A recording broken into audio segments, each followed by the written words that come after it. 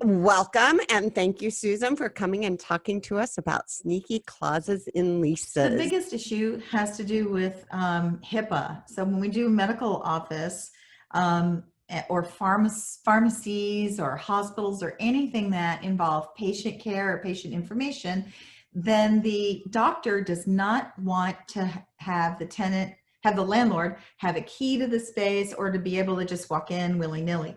On the other hand, there are things that are emergencies that happen, floods and fires and buildings that get knocked down in a storm, or a tree goes into the building. So we're always negotiating. We're finding that sweet spot in between.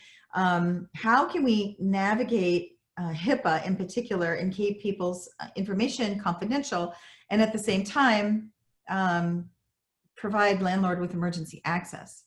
So I'm doing a pharmacy at the moment, and the pharmacy association is really funny about that, because not only does it have to do with the patient privacy, but it also has to do with all those drugs that are on site.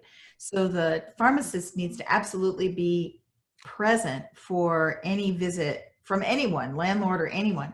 So if there's an emergency in the middle of the night, that's still a problem for the pharmacy regulations, the regulators.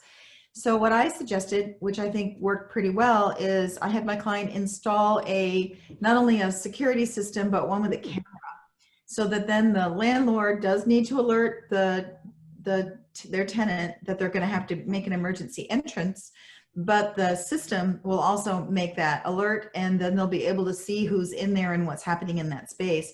And evidently that was enough to alert the tenant so they can rush over there and get in there. But in the meantime, they can watch on their phone what's happening in the space. So that was one way we solved it. One of the big ones for me is change of ownership. Absolutely. And that is interesting, because in typical leases, and this is really, really sneaky, in typical leases, a